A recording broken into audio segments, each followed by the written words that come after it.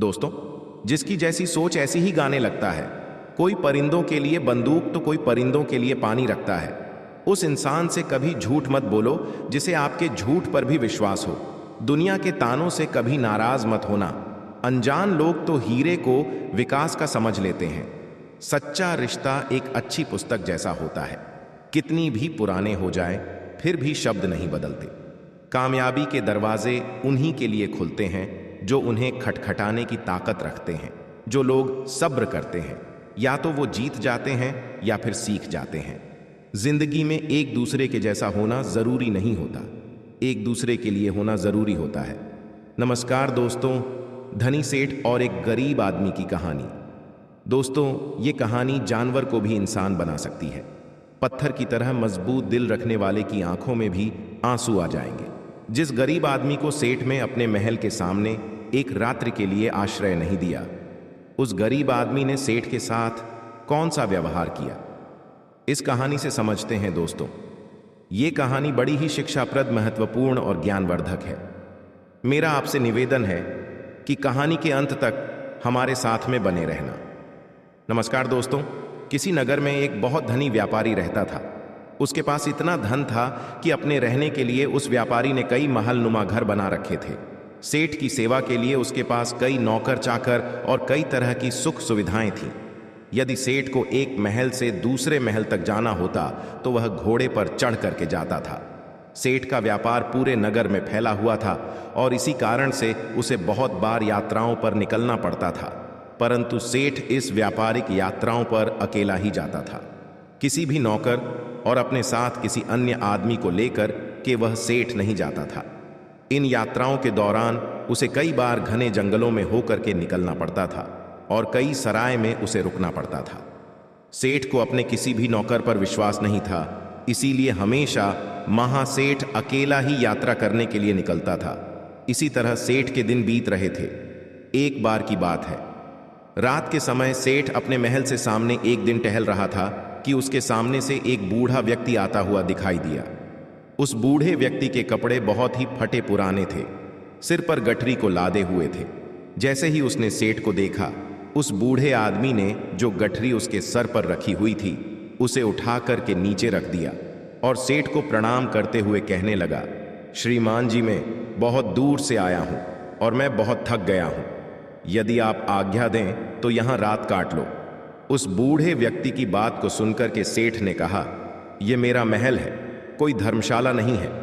बूढ़ा व्यक्ति कहने लगा कि मैं केवल आपकी घुड़साल के बाहर ही पड़ा रहा रहूंगा और सुबह होते ही यहां से मैं चला जाऊंगा। सेठ ने कहा, परंतु यहां तुम्हारी देखभाल कौन करेगा?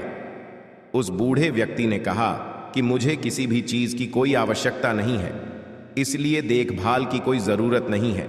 सेठ ने कहा कि हमें क्या मालूम है कि तुम कौन हो? एक आदमी हमें रात भर के लिए तुम्हारी रखवाली के लिए यहां पर लगाना पड़ेगा। उस बूढ़े व्यक्ति ने कहा कि क्यों महाराज, ऐसा क्यों करना पड़ेगा? आपको सेठ ने कहा कि वह इसीलिए करना पड़ेगा कि रात को तुम कोई वस्तु उठा करके यहां से निकल ना जाओ।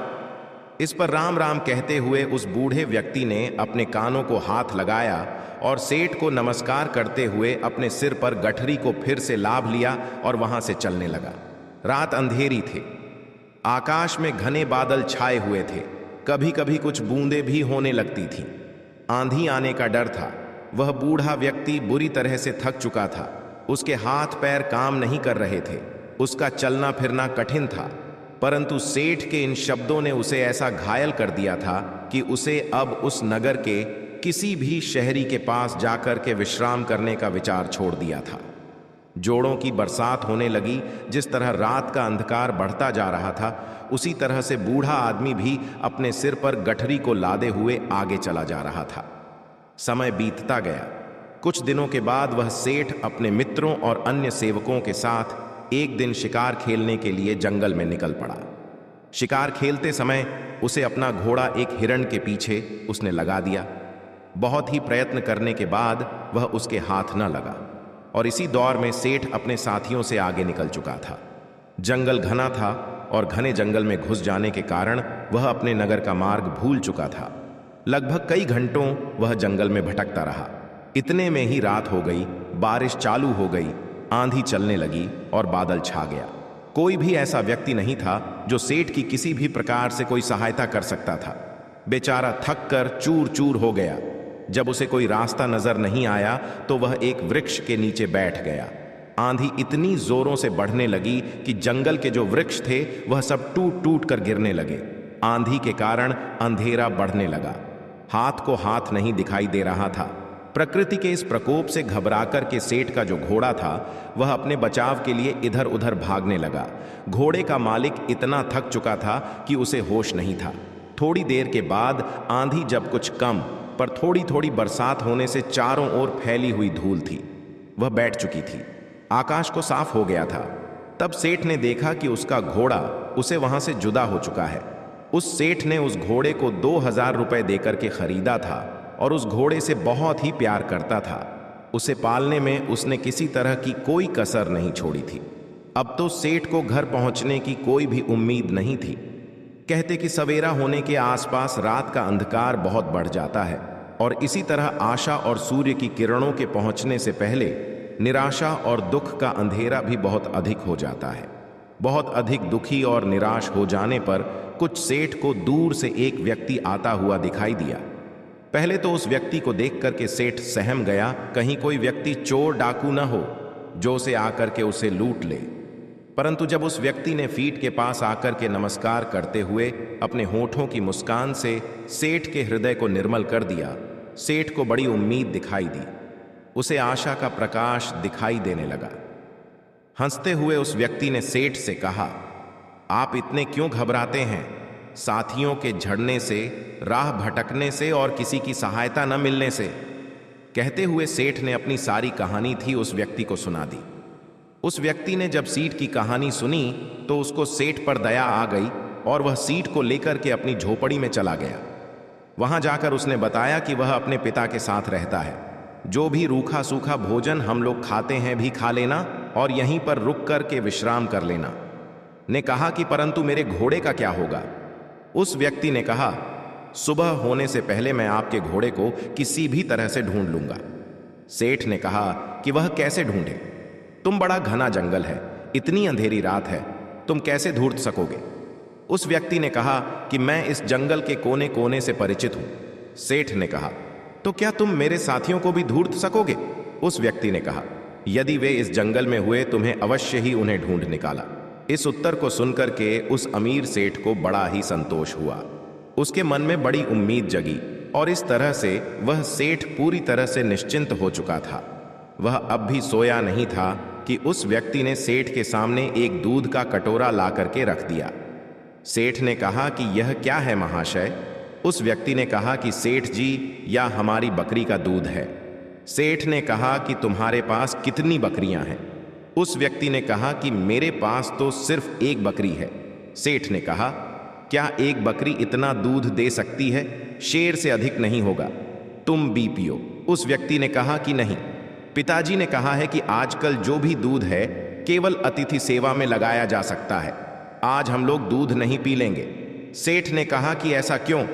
उस व्यक्ति ने कहा कि हमारे यहाँ सबसे बढ़िया चीज दूध को समझा जाता है और अतिथि की सेवा में हम लोग इसको पेश कर देते हैं।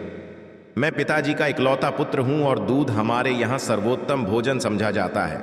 पिताजी ने यहाँ आपकी सेवा में भेजा है। सेठ ने कहा कि तुम तो सचमुच देवता हो।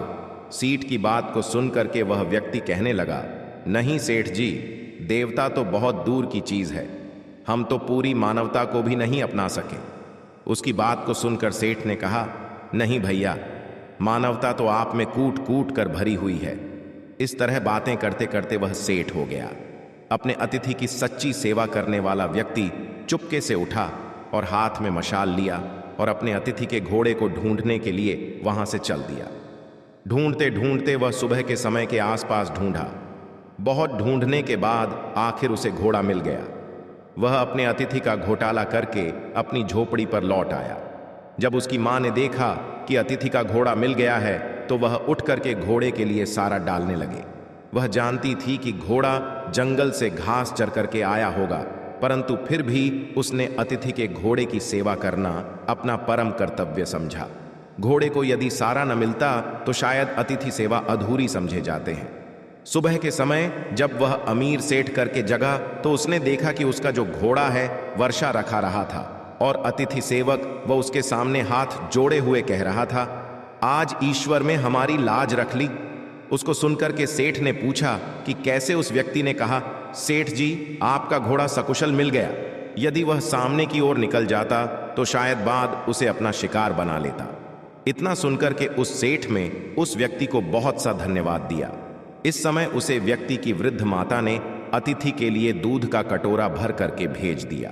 दूध पी लेने के बाद से घर लौटने की इच्छा प्रकट करते हुए कहा, मैं तुम्हारे पिताजी से मिलना चाहता हूं। वह नवयुवक अपने पिता को बुलाने के लिए गया। उसके पिता बिस्तर पर लेटे हुए आराम कर रहे थे। उसी वक्त में पहुंच करके कहा कि पिताजी, जो अतिथि महाशय हैं वहां आपको याद कर रहे हैं। उस पिताजी ने पूछा कि किस लिए? पुत्र ने कहा कि वे जानना चाहते हैं। पिता ने कहा, उनसे कहो कि कुछ दिन और ठहरे। पुत्र ने कहा कि मैंने कहा था, परंतु वह नहीं मानते। पिता ने कहा, अच्छा, तो उन्हें उनके घर तक छोड़कर आओ। पुत्र ने कहा, जाने से पहले वह आपके दर्शन करना चाहते हैं। पिता ने कहा, बेटा, अच्छा तो यही होगा कि मैं उनसे मिलूंगा। पिता की इस तरह की बात को सुनकर कि पुत्र को कुछ आश्चर्य हुआ। उसने अपने पिता के सामने मुख से कभी कोई शब्द नहीं कहा था। आज वह पिता को इस प्रकार देखने लगा मानो उसकी आंखों में शब्द कोई लिखा हो। पिता ने पुत्र के प्रश्न को पढ़ लिया और उसे धीरे से समझौता हुआ कहने लगा, बेटे, तुम शायद यही पूछना चाहते हो कि मैं अतिथि से इस प्रकार दूर रह के उसका निरादर क्यों कर रहा हूं। असल में मेरी इस बात में भी अतिथि का सत्कार का भाव ही भरा हुआ है। पुत्र ने पिता की बात को सुनकर कहा, मैं इस अनादर में आदर की भावना को समझ नहीं सका। पिता ने कहा, समझाओ, भीतर से ऐसी कौन सी कठिन बात है जो मुझे न समझ सके। पिता ने कहा, यह व्यर्थ घटना है जिसके बारे में बताना नहीं चाहता। पुत्र ने कहा कि अच्छा, तो अतिथि महोदय से आपके बारे में क्या कहूं। पिता ने कहा कि यही कि पिताजी बूढ़े हैं और रोगी भी हैं। वह बिस्तर से उठकर चलने फिरने में असमर्थ, इसलिए उनका बाहर आना कठिन है। पुत्र ने अपने पिता का जो संदेश था जाकर के सेठ को सुना दिया।